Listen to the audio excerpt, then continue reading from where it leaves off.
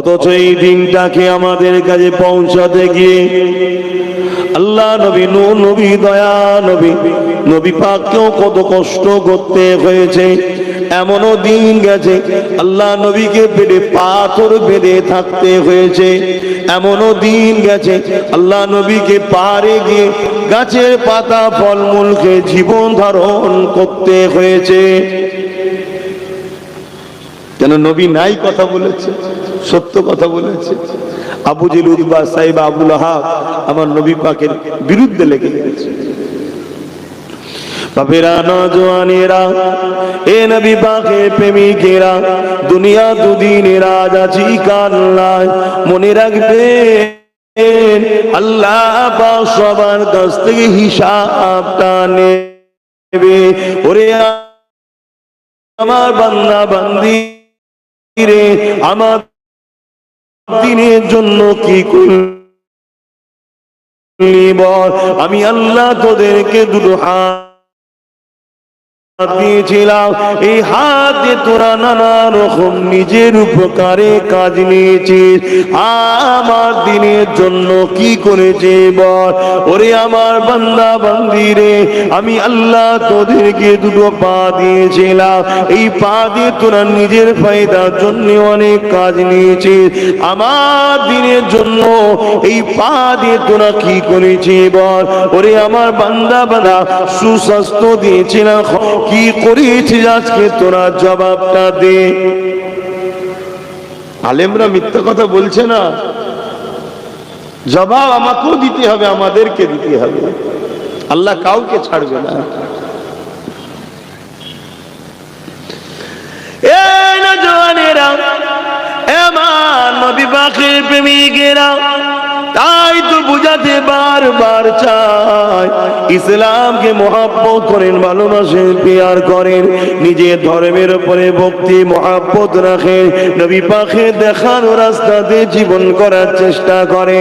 দুনিয়া তো সম্মানিত হবেন, আখিরাতেও নাজাতটা পেয়ে যাবেন। ইসলাম যেখানে নাই ওখানে মা বেটার মধ্যে কোনো ভালোবাসা সম্মান নাই। ইসলাম যেখানে নাই ওখানে স্বামী স্ত্রীর মধ্যে প্রেম নাই, ধোঁকাবাজি থাকে। ইসলাম যেখানে নাই ওখানে গরিবের কোনো সম্মানও থাকে না। ইসলাম যেখানে নাই ওখানে পূজা কোনো মানুষের মতো করে বাঁচতে পারেন না। ইসলাম আমি একমাত্র সমাধান, তোমাকে আমাকে দুনিয়া আখিরাতে নাজাত দিতে পারে। কিন্তু আমরা তো নামে ইসলাম মানি, সবাই ইসলাম মানি বলি, শুধু মুখ দিয়ে বলে দিবার নাম তো মানা নয়, ওটাকে তো বাস্তবে দেখাতে হবে।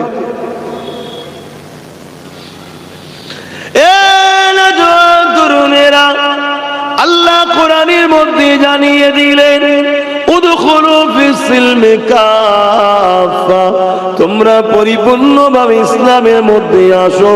যেভাবে সাহাবা হুজুররা এসেছিলেন, সাহাবা হুজুররা আমার নবী পাকের হাতে হাত দিয়ে যেভাবে ইসলামের মধ্যে এসেছিলেন, এ যুবকেরা, তরুণেরা, বাপেরা, আজ আমাদেরকে নামাজে পাওয়া যায় না, অথচ নামাজ না পড়লে আজ আলেম উলামারা তোমাদেরকে বারবার বোঝায়, অথচ আমার নবী সাহাবারা নামাজের জন্য বড় দিবানা হয়ে থাকতো, অথচ নামাজ পড়তে গেলে তাদেরকে হাজারো বাধা দেয়া হতো। আজ তোমাকে বারবার ডাকা হচ্ছে, তুমি বুঝতে পারছো না, কাল তুমি মসজিদে যাওয়া স্বপ্ন দেখবে, মসজিদই খুঁজে পাবে না। বুঝছো তো নাকি? এটা কাদের গাফলতির জন্য হবে? আমাদের। যেমন আজকে মাহফিলে গাফলতি, মসজিদ গুলো গাফলতি হচ্ছে না, হয় না? কথা বলো, মসজিদ গুলো বিরান হচ্ছে না, হয় না? ওই গুটি কত মুরব্বী ছাড়া মসজিদে দেখা যায়? দেখা যায় না। আল্লাহ কেড়ে নেবে মসজিদ আমাদের থেকে, জালিম সরকারকে দিয়ে, জালিমদের দিয়ে কেড়ে নেবে। আমার আল্লাহ কোন মসজিদের মুখাপেক্ষী নয়, শুনছো তো নাকি? আল্লাহ তার ঠিক প্রতিশোধ যে জালিমরা করবে তার থেকে নেবে। কিন্তু তোমাকে আমাকে কতটা বেউজ্জতি করবে দেখো, তোমার চোখের সামনে তোমার ঘরে খোদার ঘরকে ধ্বংস করে দেবে, তুমি কিছু করতে পারছো না। এর থেকে বড় লজ্জা ও বেশরম কি আর হতে পারে? আমার কথা বুঝছেন? এই কথাটা বুঝতে গেলে ঈমান থাকা দরকার। ঈমান না থাকলে কথা বুঝতে পারবেন না। আবার বাপেরা, নওজোয়ান তরুণেরা, এ নবী পাকে প্রেমিকেরা, এ নওজোয়ানেরা, আজ থেকে 3-4 বছর আগে যা বলেছিলাম আজকে অক্ষরে অক্ষরে মিলে যেতে লেগেছে। আজ থেকে 3-4 বছর আগে বলেছিলাম এমন একটা দিন আসবে আপনি মসজিদে ঢুকতে যাবেন, আপনাকে কে 47 দিয়ে বাধা দেওয়া হবে। 3-4 বছর আগে বলেছিলাম একজন কেউ দাঁড়িয়ে গিয়ে কেস করে দেবে, কোর্ট ফাইনাল দেবে, যতক্ষণ না সমাধান হচ্ছে মসজিদে কেউ যাবে না, তালা মারা থাকবে। হচ্ছে না, হয় না? এর জন্য যারা এই কাজ করছে তারা দোষী না তার আগে আমরা দোষী? কেন সবাই মহল দেখে নিয়েছে যেখানে 2-5 জন আছে, মসজিদে যায় 2-5 জন। এদের যুব সমাজ মসজিদের উপর দরদ নাই, এদের যুব সমাজের দরদ গানে, যাত্রায়, ফাংশনে, সিনেমায়, থিয়েটারে, বেঈমান নেতাদের কাছে। অতএব গান বাড়াও, সিনেমা বাড়াও, যাত্রা বাড়াও, ফাংশন বাড়াও, মুসলিম মহল্লায় মহল্লায় ফাংশন দাও। তোমার গ্রাম থেকে 10টা ছেলেকে কিনে লিয়া হবে যে তোদের এলাকায় ফাংশন দিবি, যত খরচ সব আমার, এক্সট্রা তোদের 10 জনকে 2 লাখ কোটি টাকা দেবো।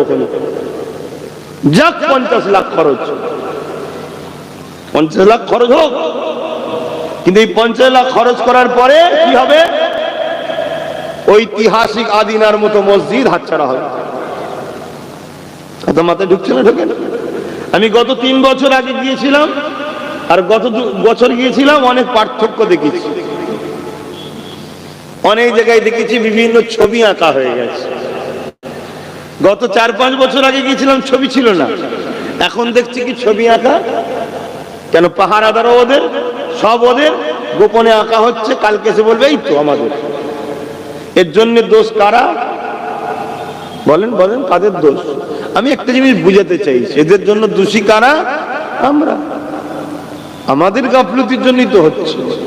আমাদের যুব সমাজ যদি আবাদ রাখতো, আমাদের যুব সমাজে যদি জাকাত থাকতো, তাহলে কেউ কথা বলতে পারতো না, আজকে অপমান হতো।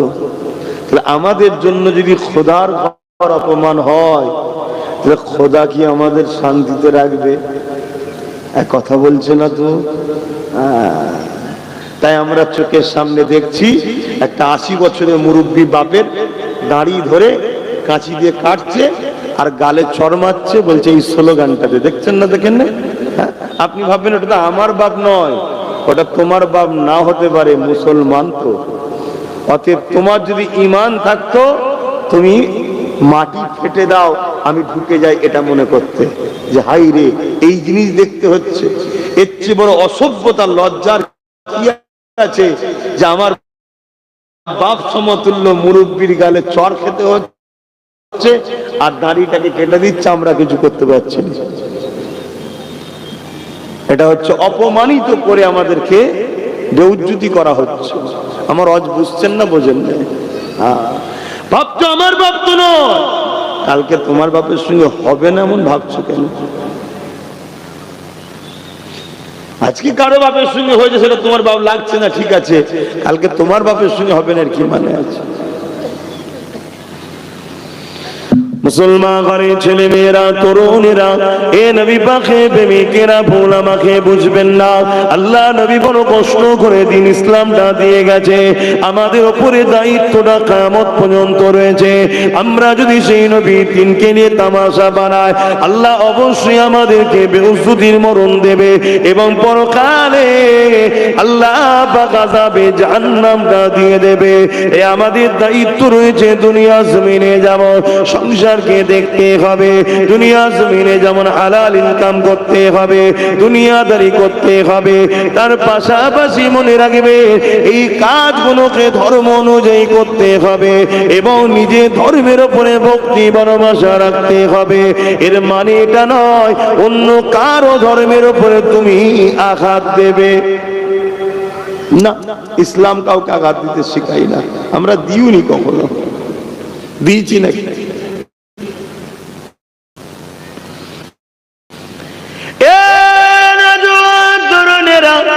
অথচ আমরা যুগ যুগ ধরে দেখে আসছি ইসলামের উপরে, কোরআনের উপরে, রাসূলের উপরে আল্লাহ রাব্বুল আলামিনের বিষয়ে নানা রকম পরিচিকর কথা একদল মানুষরা, মানবরূপী পশুরা যুগে যুগে বলে আসতে লেগেছে। মনে রাখবে এতে আমার আল্লাহ পাকের কোনো অসুবিধে না, আমার রাসূলুল্লাহ কোনো অসুবিধে না। কোরআন এমন একটা কিতাব যেটা আছে মিটাবার কোনো ক্ষমতা না, এতে কোরআনেরও কোনো অসুবিধে না, এতে আমার ইসলামেরও কোনো অসুবিধে না। মনে রাখবেন তোমার আমার প্রেমের ইজহারটা তাহলে কি হলো? আল্লাহ নবী যখন দুনিয়া থেকে চলে গেলেন এই সময় একটা ব্যক্তি বেরিয়েছিল মুসাইলামাতুল কাজ্জাব। সে আমার নবী পাকের খাতমে নবুয়াতের বিরোধী করে এমন করে সে দাবি করেছিল আমি শেষ নবী, সে নিজেকে নবী দাবি করেছিল। হযরত আবু বকর সিদ্দিক তখন খলিফাতুল মুসলিমিন ছিলেন, তিনি সাহাবা হুজুরদেরকে নিয়ে মিটিং এ বসে গেলেন। ওই মিটিং এ আলোচনা হতে লাগলো। হযরত আবু বকর সিদ্দিক জিজ্ঞাসা করতে লাগলো, হে আমার নবীর অনুচরেরা, সাহাবারা, বলো তো দেখি খাতমে নবুয়তের বিরোধী করে মুসাইলামাতুল কাজ্জাব নিজেকে নবী দাবি করেছে।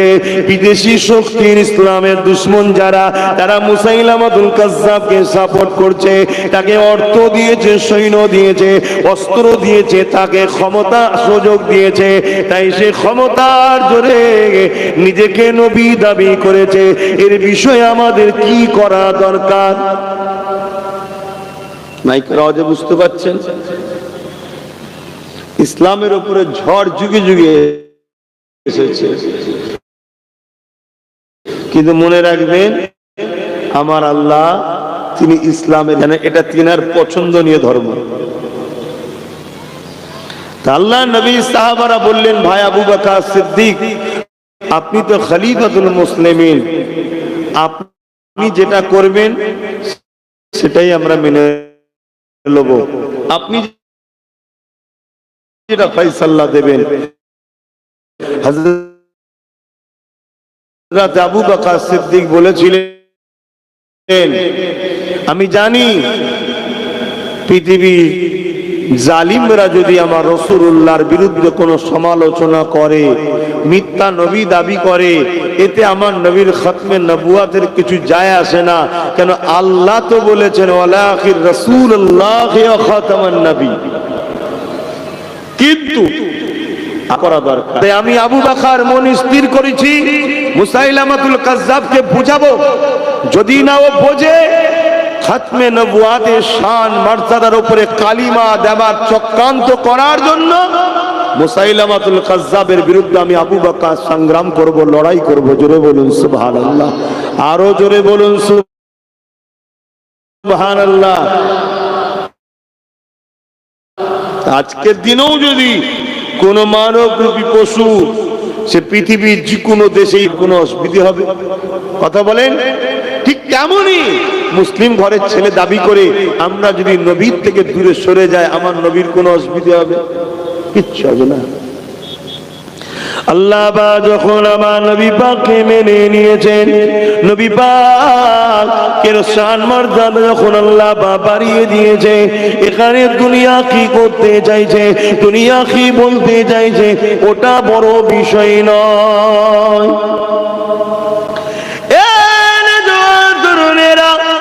আল্লাহ নবী যখন দিনের প্রচার করতে লেগেছে, মক্কা মানুষেরা আমার নবী পাকের কথা মানতেছে না, অথচ আমার নবী পাকের সঙ্গে খারাপ ব্যবহার করতে লেগেছে। ঠিক এমনই সময় আমার নবী পাক ঘরে হুজরায় বসে কাঁদতে লেগেছে। আহারে জমিনে মানুষ আল্লাহকে মানতেছে না। এই সময় আমার আল্লাহ বা আওয়াজ দিয়ে বলেছেন, এ আমার হাবিব, দুনিয়া মানুষ আপনাকে মানুক চাই না মানো, আমি আল্লাহ আপনাকে নবী বলে মেনে নিয়েছি। আমার হাবিব, দুনিয়ার মানুষ যদি আমাকে না মানে এতে আমি আল্লাহ আমার কোনো ক্ষতি হবে না। দুনিয়ার মানুষ যদি আমাকে না মানে এতে আমি, দুনিয়ার মানুষ যদি আমার নাফরমানি করে আমার আল্লাহ পাকের রাজত্বের কোনো ক্ষতি হবে না। আমার হাবিব, আমি জানতে চাই আপনি কি আমাকে আল্লাহ বলে মেনে নিয়েছে? আমার লা ইলাহা ইল্লাল্লাহ, আল্লাহ আমি মুহাম্মদ রাসূলুল্লাহ, আপনাকে ছাড়া অন্য কোন ইলাহকে মানি না, অর্থাৎ কোন ইলাহা নাই, যিনি আছেন আল্লাহ, আপনি, আপনাকে আল্লাহ বলে মেনে নিয়েছি।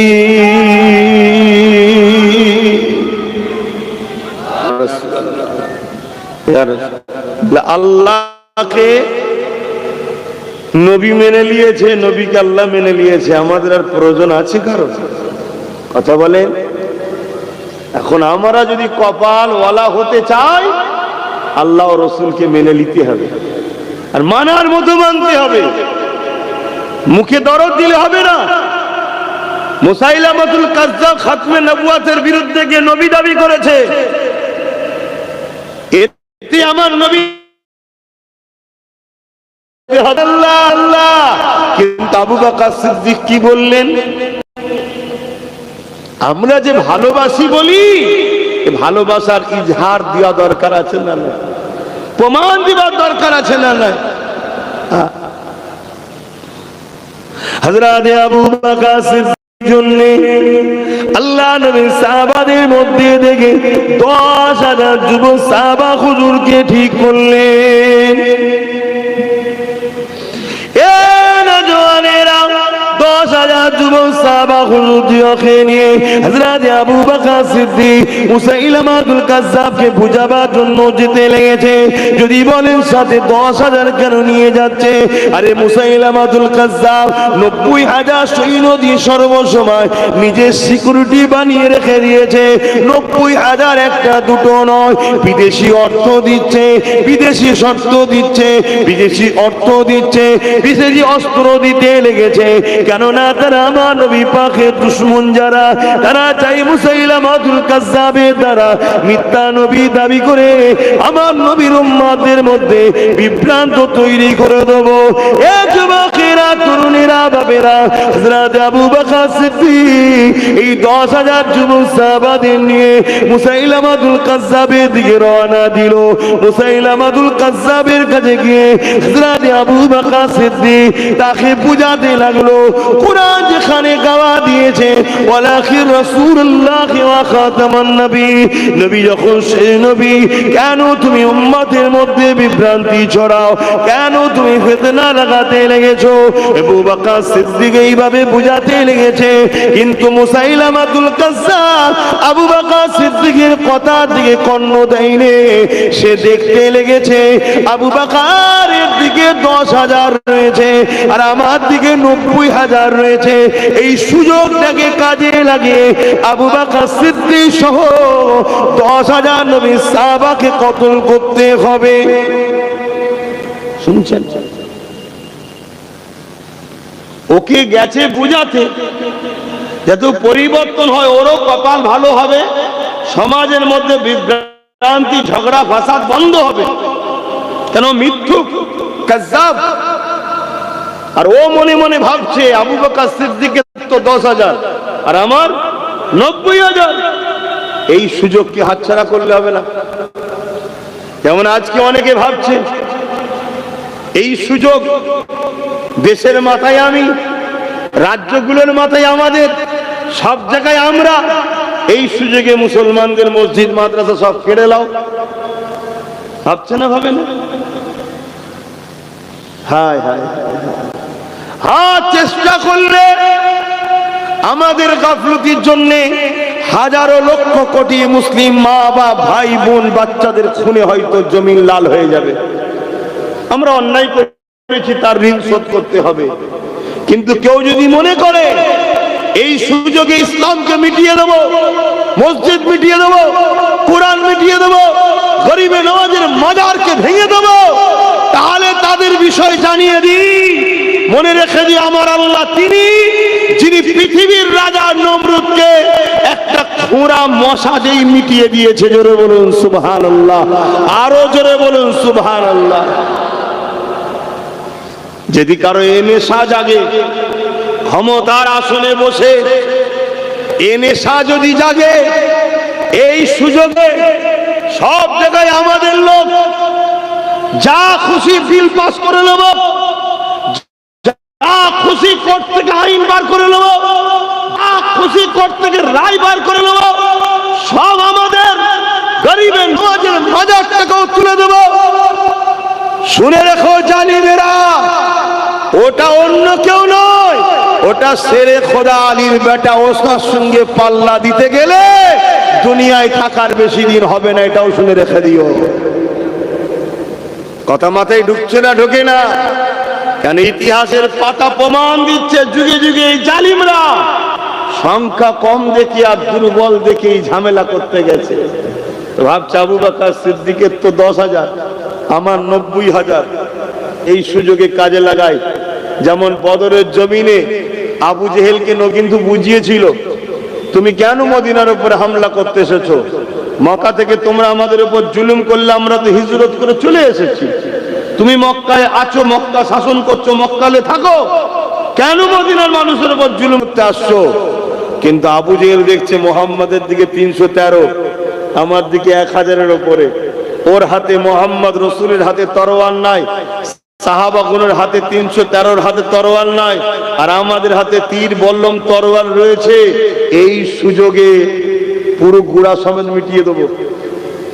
এই যে নেশা, ক্ষমতার নেশা, মনে রেখে দিও আমার কওমের যুবক, আমার আল্লাহ আগাছা দ্বারা কিছু করে না, সলিটের দ্বারাই করে, সলিটের দ্বারাই করে।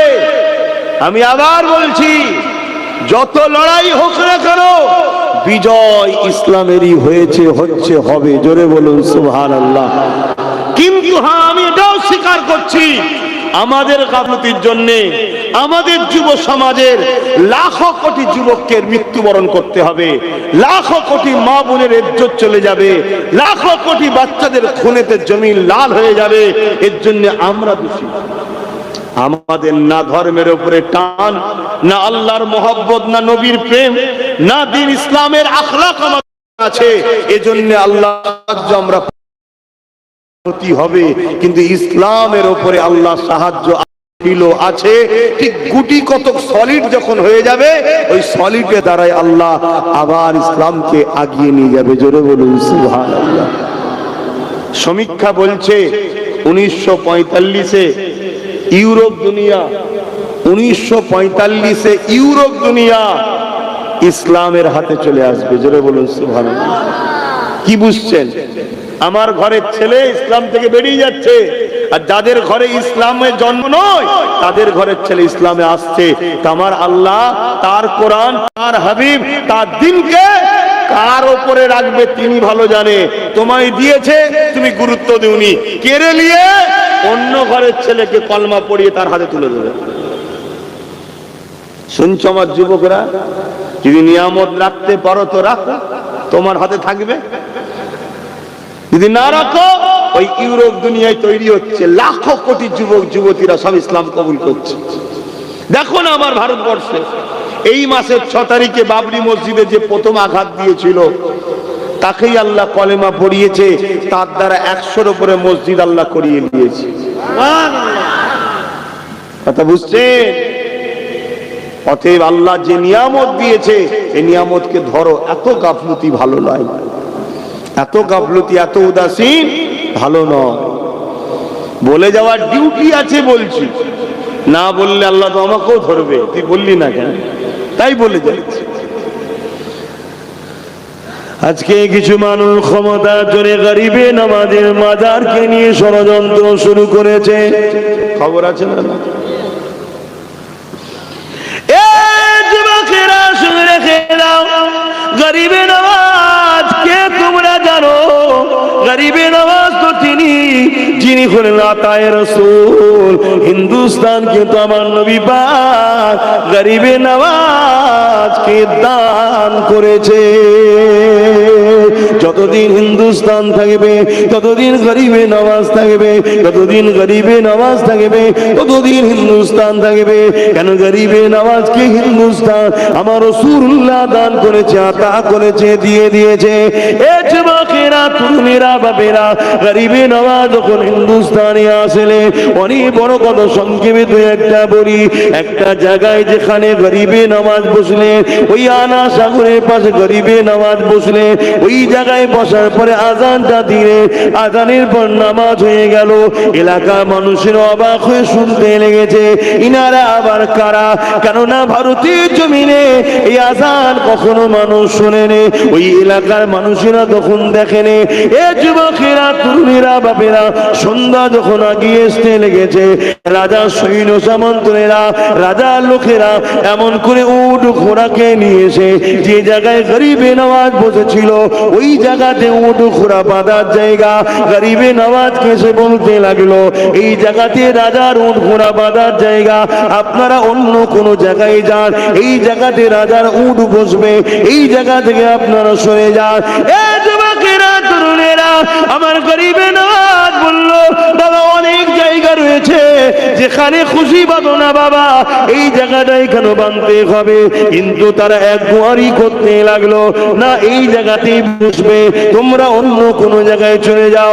আমার গরিবে নামাজ ডাক দিলে, বাবা বাহাউদ্দিন চলো বাবা, বাবা কুতুবুদ্দিন চলো বাবা, এখানে রাজার ঘোড়া যখন বসবে ওই ঘোড়াটা আগমন করে, রাজার উট যখন বসবে ওই উটই তখন বসে যাক। এ যুবকেরা, তরুণেরা, উট তো বসে গেল। পরের দিন আবার চড়াই নিয়ে যাবার জন্য, এমন করে খাস বিভিন্ন জায়গায় চড়াবার জন্য নিয়ে যাবার জন্য যারা উটের দায়িত্ব ছিল তারা যখন উঠাতে লেগেছে, ওই উটকে আর উঠাতে পারছে না, হাজারো আঘাত করছে, উঠাতে পারছে না। রাজা পৃথ্বীরাজের কাছে খবর চলে গেল। পৃথ্বীরাজের কাছে সব ব্যাপারটা যখন খুলে বলল, পৃথ্বীরাজ বুঝতে পেরে গেল। ওই সময় পৃথ্বীরাজ খত লিখে দিল, আমার গরিবে নওয়াজের কাছে পাঠিয়ে দিল যে অবালা পশুগুলো খেতে পাবে না।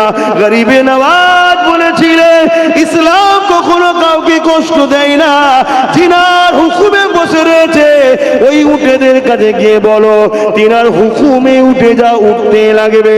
বলার সাথে সাথে ওই উট গুলো উঠতে শুরু করে দেয়।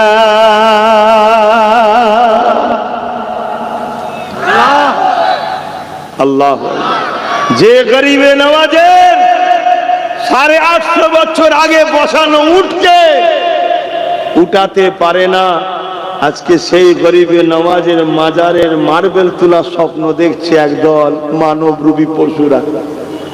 শুনছেন তো নাকি? হ্যাঁ, সময় থাকতে থাকতে উচিত হবে ওদের ক্ষমা চেয়ে যাওয়া গরিবে নওয়াজের দরবারে। আর না হয় জাহান্নাম ইন্তজারে রয়েছে। আগ যখন ধরবে, আগুন যখন পাকড়াও করবে, রেহাই আর থাকবে না।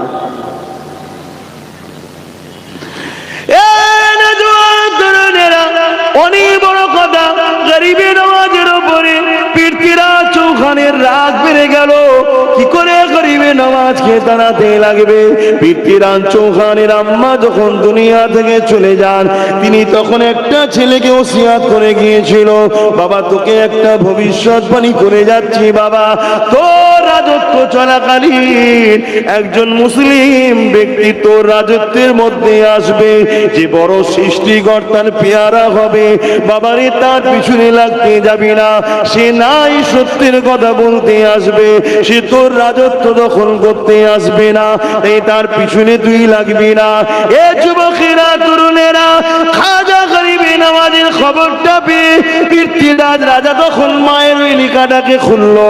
মায়ের লিখাটা খুলে যখন দেখতে লাগলো, মা বলতে লেগেছে, বাবা তোর রাজত্ব চলাকালে একজন মুসলমান আসবে বাবা, যে তোর রাজত্ব নিতে আসবে না, সে মানুষকে ইনসাফ দিতে আসবে, মানুষের অধিকার ফিরিয়ে দিতে আসবে, গরিবদের মুক্ত করতে আসবে, কৃতদাস প্রথা বন্ধ করতে আসবে, উঁচু নিচুর ভেদাভেদ বন্ধ করতে আসবে। তার পিছনে লাগবি না বাবা। অহংকার রাজা রাজত্বের গরমে পড়ে যখন এই লিখাটা দেখলো, ওই লিখাটা মায়ের লিখা না মেনে নিয়ে সে মনে মনে বলতে লাগলো, আমার মা যখন এই লিখাটা লিখেছিল বা ওসিয়াত করেছিল, তখন আমার মায়ের বয়স ছিল 90 বছর। মাথা ঠিক ছিল না মায়ের, বয়স হয়েছে, মায়ের ঠিক ছিল না। যদি মেনে নিত ধ্বংস হতো। ক্ষমতার অন্ধকার, ক্ষমতার যুগ। তরুণেরা, আল্লাহর ওলি সুলতানে গিনাতায়ে রাসূল গরিবে নওয়াজ খাজা মুঈনুদ্দিন আজমিরি সঞ্জানি হুজুর এমন করে আনাসাগরের পাশে উযু করে নামাজ পড়তেন। হুজুরের কথা একটু বলছি, অসুবিধা হচ্ছে নাকি? কারণ আপনারা খবর পেয়েছেন তো, হুজুরের মাজার নিয়ে বেয়াদবি করতে চাইছে, খবর পেয়েছেন তো নাকি? এটা কাদের দোষ বলবেন তো? আমাদের দোষ, অবশ্যই আমাদের দোষ। আমাদের গাফলতির জন্যই সব হচ্ছে, অন্য কিচ্ছু না।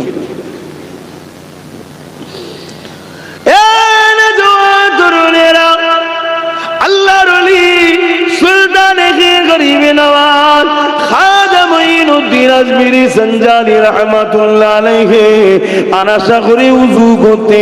ওই আনাসাগরটা ছিল রাজার জন্য স্পেশাল।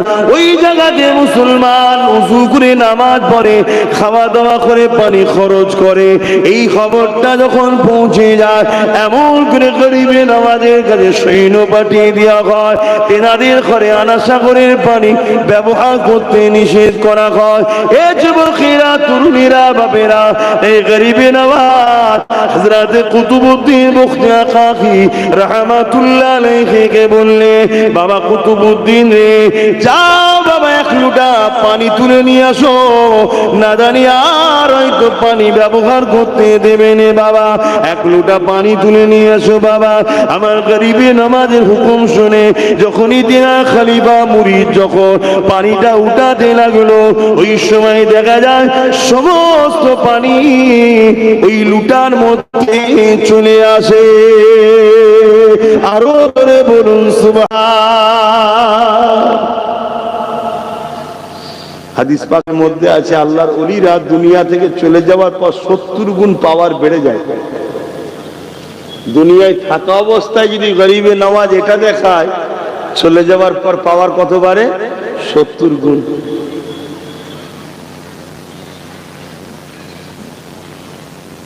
রাজার কাছে খবর চলে গেছে, পানি নাই। তখন কি এত উন্নত ছিল নাকি?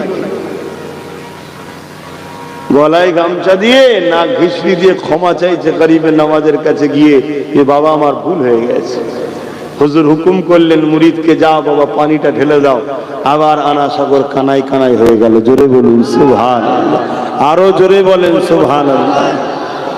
তাহলে আমরা হাত গুটিয়ে বসে থাকি? আমার গরিবে নওয়াজ তো বিশাল বড়, কিন্তু ভালোবাসার ইজহারের দরকার আছে না? না, কথা বলে। এগুলো তো আমাদের জন্য অফার, গুনাহ মাফ করার অফার। আমরা দেখেছি আমেরিকা একটা ফিল্ম বার করেছিল, ইনোসেন্স অফ মুসলিম। ওই ফিল্মটা যে হলে প্রথম উদ্বোধন করেছিল এবং যারা করেছিল সবাইকে আল্লাহ শেষ করেছে। কিন্তু কখন শেষ করেছে? যখন দুনিয়ায় প্রচার হয়ে গেছে, সব জায়গায় আন্দোলন, মিছিল, প্রতিবাদ হয়েছে, তারপরে। আমার প্রশ্ন এটাই, আরে আমার আল্লাহ তো সেই সিনেমা হলকেও ধ্বংস করলো। যারা ফিল্ম করেছিল জালিয়াতির নামে, তাদের ফাঁসি হলো, সব হলো। তো এটা তো প্রথমে করে দিতে পারতেন আল্লাহ। আরে প্রথম যদি করে দিত, কঠিন নবীর গোলামরা চলতে গিয়ে পাপ করেছিল, অন্যায় করেছিল, কিন্তু রাসূলুল্লাহর এই অপমানকে সহ্য না করতে পেরে রাজপথে নেমে মিছিল করেছিল। এর বিনিময়ে আল্লাহ তাদের গুনাহকে মাফ করেছে। জোরে বলুন সুবহানাল্লাহ। এই অফারটা, এই সুযোগটা পেত। কথা কিছু বুঝছেন না, বোঝেন না? অতএব আমার মসজিদে, আমার মাদ্রাসায়, আমার কোরআনে, আমার রাসূলে, আমার গরিবে নওয়াজের উপরে যারা চক্রান্ত করছে, এ জালিমদের তো আল্লাহ মিটাবে ইনশাআল্লাহ, 100% মিটাবে। কিন্তু আমাদের জন্য অফার চলছে। আমরা যদি ভালোবাসার ইজহার করতে পারি, যেমন আমি লড়াই করছি, আমার ঈমান, আমি দরদ দেখাচ্ছি আল্লাহর মাহবুবকে ভালোবাসা, এর বিনিময়ে আল্লাহ আমার গুনাহ মাফ করবে। এটাই হলো অফার আমাদের জন্য। জোরে বলুন সুবহানাল্লাহ। কিন্তু দুর্ভাগ্যের বিষয়, এরপরও আমার নবীর এক উম্মতের মধ্যে একটা অংশ, তারা এখনো তো ঘুমিয়ে আছে। আছেন না? নাই? বাবেরা, নওজওয়ান, তরুণেরা, ও নবী পাকের উম্মত উম্মতিরা, আমার গরিবে নওয়াজ সুলতানে কে জানো, যিনি একদিক দিয়ে হযরত ইমামে হাসান হুজুরের আওলাদ, আর একদিক দিয়ে ইমামে হুসাইন হুজুরের আওলাদ, দুই দিক সম্পর্ক, অর্থাৎ মুঈনুদ্দিন আজমিরি, হাসানি ওয়াল হুসাইনি। এ যুবকেরা, তরুণেরা, আমার গরিবেরা যখন হিন্দুস্তানে আসে, আমার একদিন রাস্তা দিয়ে যেতেছে, এমন সময় দেখা যায় একদল মানুষ আগুনের উপাসনা করতে লেগেছে। আমার গরিবে নওয়াজ সেখানে পৌঁছে গেলে, সেখানে দাঁড়িয়ে গিয়ে তাদেরকে বলতে লেগেছে, বাবারা কি করতে লেগেছো? তারা বলতে লেগেছে, আমাদের আগুন খোদার উপাসনা করতে লেগেছে। কতদিন করতে লেগেছো? তারা বলতে লেগেছে 40 বছর ধরে করতে লেগেছে। এ নওজওয়ানেরা, গরিবে নওয়াজ বললেন, তাহলে 40 বছর ধরে যখন তোমাদের বিশ্বাস আগুন খোদার পূজা করতে লেগেছো, তাহলে নিশ্চয়ই হাত দিলে পোড়াবে না। তোমরা কেউ একজন হাত দিয়ে দেখাও। তারা বলতে লেগেছে, আগুন তো পুড়িয়ে দেবে। আমার গরিবে নওয়াজ বলেছিল, আগুনের পুরাবার ক্ষমতা নাই। আগুনের পুরাবার ক্ষমতা আছে? ইব্রাহিম নবীকে পুরালো না কেন? আগুনের পুরাবার ক্ষমতা নেই। সব ক্ষমতার মালিক কে? জোরে বলুন না, আল্লাহ।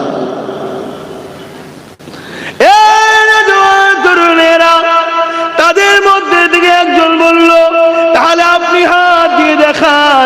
আমার গরিবে নওয়াজ বলল, আমি তো আগুন দেবতার কোনোদিন উপাসনা করিনি। তোমরা যা খোদা বলে মানো, তার কখনো উপাসনা তো আমি করি না।